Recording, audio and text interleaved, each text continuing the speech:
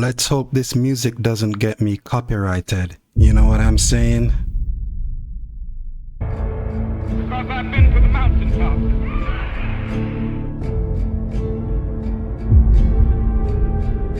In uniform.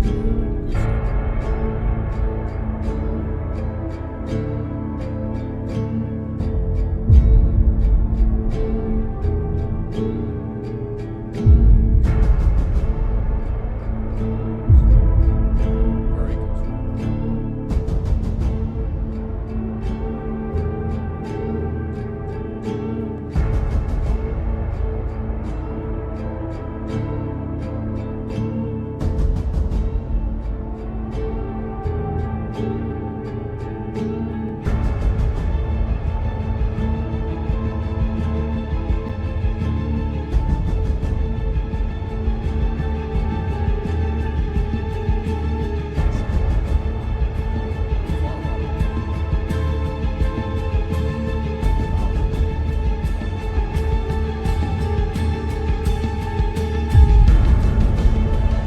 Glad to know it's not just about black racism and it's all racism.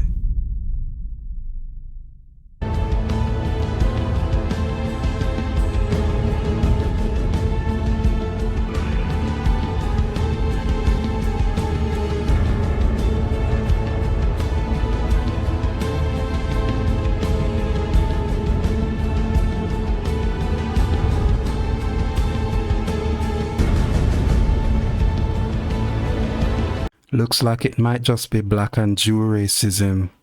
Okay.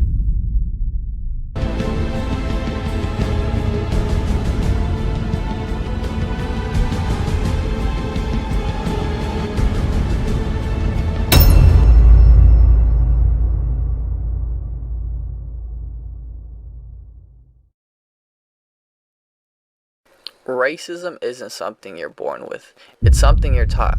Over time, some people carry that hate so deep, they don't even realize it's controlling them. But hate can be unlearned, and in this video, I'm going to break that down. I'm going to talk about one of the craziest transformations I've ever seen. A former neo-Nazi named Jason Barker, who used to be deep in hate groups, but ended up changing his whole mindset. But first, I want to take y'all back a little, because hate didn't come out of nowhere. Racism was created, it was never natural. They used it to justify slavery, to take land, to divide people. They told white people they were better and told everyone else they were less. Who told white people they were better? Aliens? Lizard people? Or something we don't know? Made up fake science, twisted religion, changed laws, all to protect a system where one group stayed on top. And today, those ideas are still out here, still messing with people's minds, still causing pain. Who is Jason Barker? Now let's talk about Jason Barker. He was in the KKK. He was a full-blown neo-Nazi. Tattoos, hate speeches, violence, all of it. In this documentary, The Face of Hate, we watch him over 10 years while he slowly starts to realize how messed up his thinking was. But he didn't start off as a monster. He was a kid who lost his mom young. He grew up hurt, angry, confused. And when you carry pain like that, you either deal with it or you go looking for something to blame. For Jason, the pain turned into hate, and it got pulled into a world that told him everything someone else's fault. When people feel broken, powerless, or alone, they look for something to make them feel strong. Hate groups use that. They feed on your pain. They say, you're not the problem, they are. Those people, that race. And once you start believing it, it becomes part of you. People stop questioning it and just want to be on the side that suits them the most. But when something challenges that belief, when someone shows you love or gives you the truth, it can break you down inside. That's what happened to Jason. He met people who didn't match what he was taught. He saw real history, he listened, and for the first time he felt the weight of what he'd done. One of the craziest moments in the documentary is when Jason shows a pig pen that he named the name of a Nazi death camp. But the directors...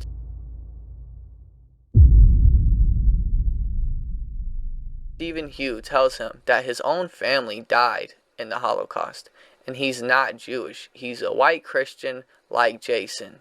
You see it hit him like, yo, what I believed was wrong. I hurt people. From there, he starts making changes, not all at once, but step by step.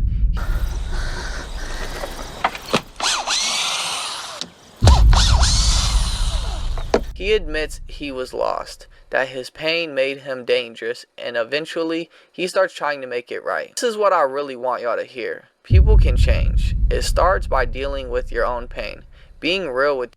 I'm not sure people can change. I think you're born with innate,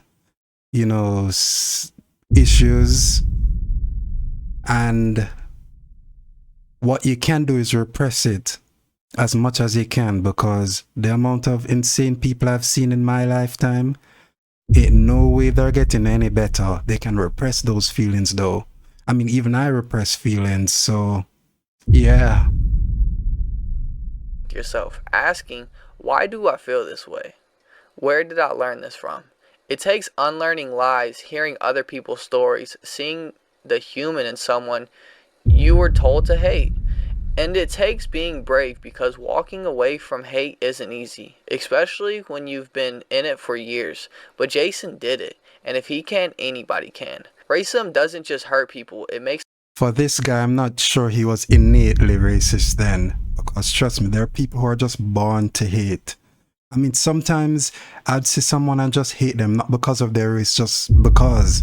I'm not sure what that is, but it can't be intuition, because sometimes when I use it as intuition and back away from those people, then sometimes I'll be hanging around people who I didn't think were like bad people, and the intuition didn't go off for me, so they ended up being much worse than the guy who I had an intuition for. So what's that about? Does it only work for some people, intuition? Or is it fake? Who knows? Makes the world smaller. When different cultures mix, it brings flavor, music, food, creativity, and growth. Mixed race kids are often healthier, smarter, and more adaptable, and that's science. Unity doesn't mean we all gotta be the same. It means we bring our differences together and make something stronger. This isn't about science. I believe in the unity thing, but like I said, there are just some people innately born with the urge to just be destructive. Science or emotion, it's spiritual too. In the Quran it says, we created you into nations, tribes, so you may know one another. In the Bible it says, there is no Jew or Greek, no slave or free. You are all one in Christ. God didn't create different people to divide us. He made us different. He made the Jews above all other people. I'm not sure what you're saying, but I read the Bible and the Jews are number one in God's eyes. To teach us love. I'm in a biracial marriage myself. I know what it's like to have people judge you for who you love, but I also know the beauty in it. Two backgrounds, two cultures, one home. That's what real unity looks like. I made this video because I believe in change. I believe in healing, and I believe in people like Jason, who had the courage to face themselves and choose peace. Racism doesn't just begin with hate. It begins with pain, fear, mental programming. People aren't born racist. They're shaped into it. And behind every racist Some people aren't born racist. mindset is a person struggling with deep psychological and emotional issues. At the core of most racist minds is insecurity. Many racists feel powerless in their own lives, financially struggling, emotionally. I believe it's insecurity, because if, say for instance, most people know about the whole dark-skinned black thing, who the racists really hate those people because of melanin and all that, you can clearly see that if they left black people alone, we would probably run this world. So I can see why they would have an issue with us, because they only put us in entertainment, like what I'm doing right now. But if they let us become scientists and all of those things, man, you'd see a different world. I think you'd even see a much better world. Lost or lacking identity. Racism gives them a false sense of control. It tells them you're better than someone else just because of your skin. That lie becomes a crutch. It's not confidence, it's fear, wearing a mask of superiority. Racism becomes a coping mechanism for people who feel small in a world. Instead of fixing their situation, they blame someone else. A lot of racism comes from childhood. If a person grows up around parents, school, or an environment that promotes hate or uses slurs casually, it forms their emotional foundation. Some kids are taught to fear difference before they even know what it means. This can also connect to the trauma. Maybe their family struggled or lost a job and blame another race. Maybe they experienced abuse and were never taught how to express anger in a healthy way. That anger turns outward and racism gives it a target. A racist mindset is often pain that was never healed, passed down one generation to the next like a sickness. Most racists carry a deep inner conflict. A part of them knows something is wrong. Maybe they meet someone from a different race and realize they're actually kind, smart, or relatable. But instead of adjusting their beliefs, they get defensive. This is called a mental stress caused when your beliefs don't match reality. To protect their fragile mindset, they double down. They avoid diverse environments. They only watch or read things that confirm their bias. It's not because they're confident in their views, it's because their views are fragile. Racism isn't strong. It's mentally weak, but protected by pride, denial, fear, and change. Racism creates emotional high, feeling better than others, feeds the ego. That's why hate groups work like cults. They give lonely people a sense of brotherhood, purpose, identity, but it's built on lies and insecurity. Like any addiction, the feeling wears off, so they seek more power, more control, and more hate. But deep down, they're not healed. They're empty. The racist ego is like a leaky balloon. It inflates fast, but always needs air to feel full. Many racists never learned how to deal with complex emotions, grief, confusion, loss, regret. Instead of sitting with their feelings, they run from them. Racism gives them something to blame. They avoid real emotion, work. They project their problems outward. It's easier to hate a group of people than to face your own brokenness. Emotional immaturity leads to racism. Real maturity means looking for the mirror and dealing with what's inside. Once someone becomes racist, they often disconnect from the real world. They hang around people who think like them. They ignore new experiences. They become True, I can believe that. mentally isolated, living in a world that only reflects their only ideas. Social media makes this worse. Algorithms feed their bias. They get trapped in echo chambers where every post confirms their hate. Over time, they lose grip on reality. A racist mind isn't just unhealthy, it's cut off from growth, healing, and connection. The only way out is through humility. A racist has to admit they were I feel wrong. lucky because it's wrong, Dan. Someone who is born a racist will never admit they're wrong, but the ones who are brought into it by force or teaching can change. It's wrong, and it was eating me up. It was going to kill me. And I kept asking myself all the time, how did I buy into this shit, you know? And it's just because I was pissed off. Not just about others, but about themselves. That takes courage, therapy, and real life experience. The story of Jason Barker shows it's possible when someone sits with their pain, learns real history, and meets people outside their comfort zone, and chooses love over ego, they can be reborn. But they have to want it. No one can force it. Racism isn't just an opinion, it's a mental and emotional sickness. And healing it takes truth, love, and serious inner work. Behind every racist is a broken human. Not an excuse, but a reality. If we only Not just broken, just afraid of what the opposer can do to them. Like wipe out their race by, interracial relations like what you're doing. fight racism with anger, we miss the deeper battle. Healing minds and hearts. We fight racism by calling it out. Everyone has work to do. And most people aren't blatantly racist. But I think that it is a strong portion of people who have some sort of, even if it's an ounce or a mustard seed of superiority, that their group or their race is the best. Tribalism. It's not about them just thinking they're the best. You can clearly see that there is a race out there that does well in certain situations. Example, well, black people, really good at entertainment. I'm pretty sure they're good at everything, but they're only allowed in entertainment. Asians are very good at, they say, maths and calculating things and being very detailed in situations, you know, stuff like that. So every race has their thing when you really get down to it. Every race is special in something. So, yeah. Destroys everything.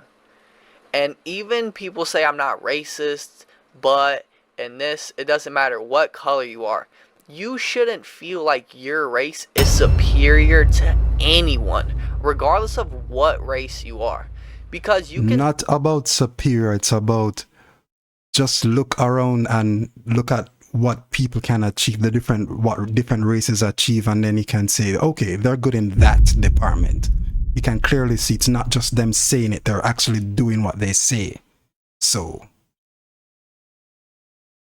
sit there and you can talk about history and you can try to say a bunch of stuff, but when you put science, you put biology, and you put religion, when you put science, biology, religion, and you put it on the table, it's probably the most accurate source that we have to live by off of. And when that doesn't go with your beliefs and disagrees with you, you just have to understand when you're in the wrong. At the end of the day, we're all human, regardless of what you like to say, regardless of when people like to say, I like to keep my blood pure, I don't want my kid dating a black person or a Hispanic person or a white person. you know, they always go for the black person first. Why is that? Ask yourself that. In every race, the dark-skinned people are always the ones who get the short end of the stick, when you can clearly see that they're very good at what they do, whatever it is, but they are not given the opportunities to do certain things. It's a real issue that no one ever speaks about. We all should love one another and all embrace each other. I suggest, if y'all want to get deeper into this topic and to really have a mature mind and tackle this, I suggest watching the movie American History X. Now, if you're watching this video, Never seen it. more than likely you have already watched that movie. But if you haven't, go ahead and watch it. It is one of the best movies I've ever seen. It really tackles into history, and it takes situations that people don't really like to talk about and really don't like to address, and hits it right on the head with a good emotional story that, you know, captivates an audience but also teaches a lesson at the same time. There's also a lot of books that you can look into to help out with this kind of stuff. Racism, whether we like it or not, still plays a big part in the world today. It is Yes, it does play a big part. still an issue. Every other day on social media, there's something else, whether it's George Floyd or Kyle Rittenhouse or anything that's going on the internet. I can't really name too many because I don't feed attention to stuff like that. I'm all about spreading awareness, and I'm all Good for you, bro. about loving one another. But what I'm not going to do is feed narratives and pick sides. We should all make our own opinions. We should all love everybody regardless of what race they are. And you should be kind, and don't ever put yourself in some sort of group. that you have to force yourself to make decisions that you know are deeply wrong. If y'all want me to make more videos like this or anything related to these topics, go ahead and put your comments down below if there's anything y'all want me to look into. I appreciate all y'all for watching. If you like this video, make sure you comment Suzanne plus bling bling. And yeah, I'll see y'all boys later. It is your boy, Birdies of the Birdie, signing out.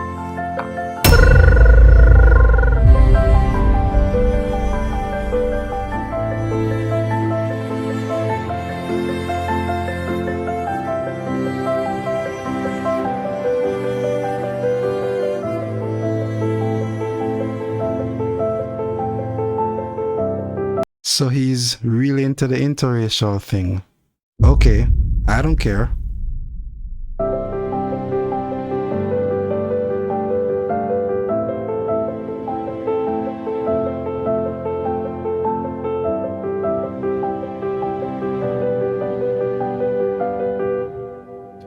Notice most of those videos are clearly black and white couples together.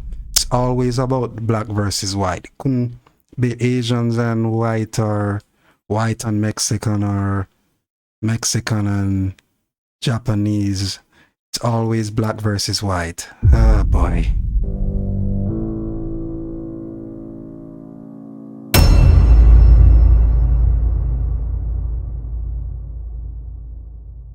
Okay, video. I've seen, was expecting more from the conversation, but guess I've seen enough videos like that to know what to expect. Peace.